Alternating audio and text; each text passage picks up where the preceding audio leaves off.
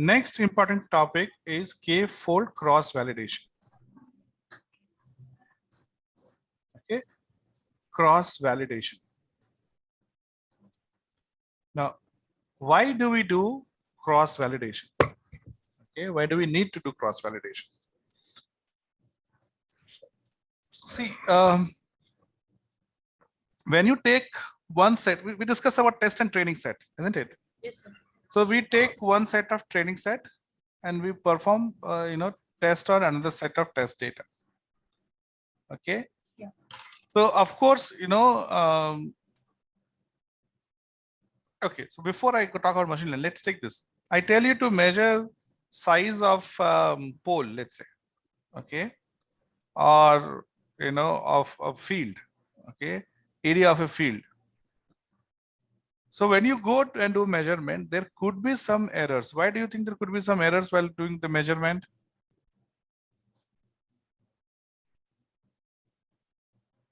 While holding If all of us go and do the same task, right, we will not get exactly the same values. Yes, sir. Yes. Why?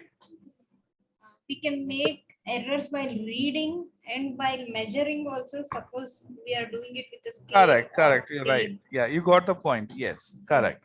So what happens is, okay, not that our intentionally we want to do it, but sometimes we look from different side and you might get a different value. Sometimes you're not holding it straight. Yeah. Sometimes it is 8 and you read it as 9. Yes. So all these things. Of course, computer will not do that kind of mistake reading 8 for 9, but it also can make mistake because the data that you are providing, okay, might be biased, right? So let's say you have data that you collected over night and day, right? Definitely the expected outcome will be different for night and day. And let's say you have designed such a way that it got all the day data for training and all the night data for testing. Okay, so though it is part of same data set, but there's a bias, right? Because the learning is done on the day, and when you look on the night data, right, you're getting biased because of that, right? So we don't know, if that mistake like that can happen. So what we do is, okay, we don't just run one training set and one test set. When you run the model, it is not just about running one train, okay, one time train, one test, and we got the output and we are happy. No. So k-fold cross validation says that let's do it again and again. Okay. So you can say, let's say here, okay, we are taking 10, right? Okay, so let's say you have 10 data set here, okay, and he's using k as 5, k cross, 5 cross validation. That means we want to perform this for 5 different set. It's like doing 5 people doing the same measurement, and then you take the average of all, right? So when you send 5 people to do the same measurement, one will say 1.1, others say 1.2, one will say 1.15, 1.18. You list down all and take average. This is what this does.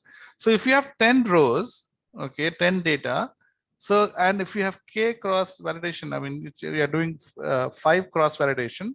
That means, 10 by 5. So each iteration will have 2 unit. Okay. So fold. How many times are we folding? We are folding this data set into 5 times. So each fold will have 2 set of values. Correct. And then what we do is we train on fold 1 plus 2. So we are segregating into different groups, and we are taking 1 plus 2 fold and testing on 3. Then 2 and 3 testing on 4. 3 and 4 testing on 5. 4 and 5 testing on 1. 5 and 1 testing on 2. So we are taking 2 data set together, training and predicting. So we are not predicting like on entire 100%. We are taking 30% and we are doing it 3 times. Okay. So all the biasness and those kind of things will also be removed. Yeah. Okay. So the idea here is, and as we go and do learning also again later, that you have to do different ways to make sure that data is not being read in just one fashion, or or in being biased and things like that. So this is what we do. So this is how we implement it. Okay, so it isn't model selection. Okay, skill in model selection, you have k-fold, and you just say k-fold. It will split the data into 5 folds. We don't have to use our logic. K-fold will split the data. Now it is up to you to Select which fold. training. Yeah, so we are running this for loop now. Okay. We are running for loop, and for loop k-fold split will give us test and train. So inside this for loop, you build your test train, then train the model, do the prediction. So from here till the prediction is one step. Then again loop will start. Train, test, create. Again you do prediction.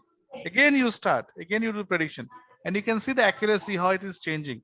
If the accuracy is not changing by much, okay, if accuracy is changing in decimal places, that means data set is good, and you can do, we could have done without validation also. But sometimes we might see one is giving 95, some is giving 85. That means there is something in the data set. You have to be very careful.